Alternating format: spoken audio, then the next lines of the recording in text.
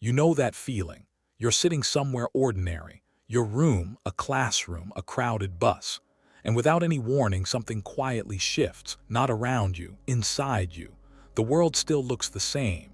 You can still think, still speak, still move, but it feels like you're doing all of it from a slight distance, like there's an invisible layer of glass between you and your own life, like you are watching yourself from somewhere just behind your own eyes in present, but not quite here. You look at your hands and for one strange, silent moment they don't feel like yours. And the most unsettling part isn't the feeling itself. It's that you can't explain it. You can't say I'm in pain or I'm scared because this isn't exactly either of those things. It's something quieter and stranger. The sense that the person living your life, right now in this moment, isn't entirely you. If you have felt this even once, even briefly, I need you to stay with me. Because what just happened in your body has a name. It has a science. And it has been quietly visiting some of the most brilliant, most self-aware minds in human history and completely defeating them. You are not broken. You are not losing your mind. But you are experiencing something that goes much deeper than most people ever realize. And understanding it will change the way you think about everything, including who you actually are. The year is 1904. Sigmund Freud is standing at the Acropolis in Athens. He has wanted this his entire life. Since childhood, the ancient columns, the marble worn smooth by 2,000 years of footsteps, the view across a city that had been thinking and arguing and questioning since before almost anything else in the Western world. He has read about it, dreamed about it, waited for it for decades. And now he is finally here. And it doesn't feel real, not because it's disappointing, not because it failed to match his imagination. It looks exactly as he always pictured it. But the felt sense that this is actually happening, that he, Sigmund Freud, is actually standing here, in his own body, in his own life, is completely absent. It is as if he has somehow drifted outside of himself and is now watching the scene from a careful, unreachable distance. He feels exactly what you have felt, that glass, that gap, that sense of being present and absent at the same time. Here is what makes this remarkable. Freud was not a stranger to the mind. He had spent his entire career building the language we still use to understand the human psyche. He had mapped grief and desire and trauma and defense. And when this happened to him, standing at the one place he had spent his life waiting to reach, he had nothing to reach for.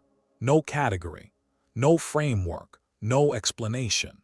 He tried to find words for it for 30 years. When he finally wrote about it, near the end of his life, he called it one of the strangest things that had ever happened to him.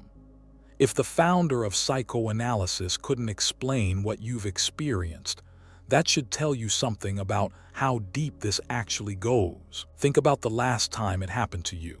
Maybe it came during a moment that should have felt significant, an exam you had been dreading, a conversation you had been waiting to have, or maybe it arrived completely unprovoked in the middle of an ordinary afternoon for no reason you could identify at all.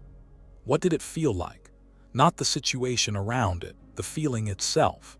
That strange, quiet absence at the center of your own experience. There is a Swiss philosopher named Henry Frederick Amiel who spent most of his life trying to describe exactly that feeling. This was the 1800s. He was a professor, deeply introverted, the kind of person who lived more inside his own mind than in the world around him. And across 17,000 pages of private diary entries, one of the largest personal journals ever written, certain nights produced something stranger than philosophy. He wrote about watching himself from outside, about an unreality that settled over his own existence like fog, about standing at a permanent, unbridgeable distance from his own life and wondering if that distance could ever be closed. He had no clinical language for it. He only had the same question you have probably quietly asked yourself in those moments. Is something wrong with me? And answered himself the only way he could. No. But here is what neither Amiel nor Freud could see from where they were standing. The answer, the real answer, the one that explains exactly what the brain is doing and why. It was hiding in one of the most unlikely places imaginable, It was hiding in a mirror, on a bus, and it took a physicist to accidentally stumble into it. Ernst Mach was one of the great scientific minds of the 19th century. Einstein cited him as a direct influence. His work on objects moving faster than sound gave us the term Mach 1. He had dedicated his entire life to one obsession: understanding how reality is perceived, how light behaves, how sound travels, how the senses build a picture of the world. One ordinary afternoon, he was riding a bus in Vienna. He looked up and noticed a man at the far end of the aisle, tired-looking, shabby, the kind of person you glance at for half a second and then completely forget. And then he realized it was a mirror. The man was him.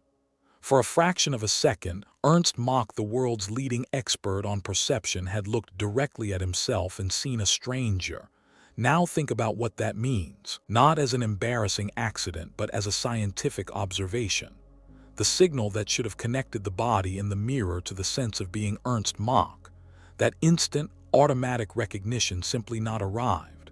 And without that signal, his own brain did not register itself. He wrote this down immediately, because he understood what this small, ordinary moment was quietly revealing about something enormous. The self is not self-evident. It is not something your brain simply has. It is something your brain continuously does, and sometimes, under the right conditions, it fails to do it. This is the answer you are looking for. Self, that goes quiet during depersonalization, is not disappearing. It is failing to be constructed. And now neuroscience can show us exactly how. Your brain does not receive the sense of being you the way your eyes receive light. The feeling of being a self, feeling of being the specific, continuous person who is living this particular life, is not a passive perception. It is something your brain actively builds in real time from thousands of incoming signals. And most of those signals do not come from the outside world. They come from inside your body, your heartbeat, the tension across your chest, the weight of your own limbs, the rhythm of your breathing. Neuroscientists call this interoception, not the five senses that face outward, the one sense that faces inward, constantly reading the state of the body you live in. Research from University College London found that depersonalization is essentially what happens when the brain silences those signals. When the inward flow of bodily data is interrupted, the self-model collapses, not because your thinking is broken, but because the thinking has lost its anchor to the body it lives inside. And here is the part that will change how you understand everything you have ever had. The brain silences those signals on purpose. Research published in Psychological Medicine found that during depersonalization, the prefrontal cortex, the rational, observing part of your brain, turns sharply up, while the limbic system, your emotional core, it goes deliberately quiet. It is a protection response. When an experience becomes too heavy, too frightening, or too overwhelming to hold, your brain makes a choice. It removes the feeling of being personally involved, so that you can keep functioning without being consumed. It chooses observation over experience, distance over presence, survival over aliveness. Your brain was not malfunctioning when it did this to you.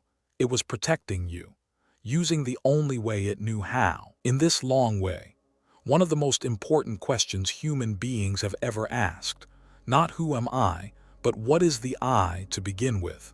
Drop a comment and tell me when it happened to you and what it felt like. I genuinely want to know, because every answer is a different angle on the same mystery, and I'll see you in the next one.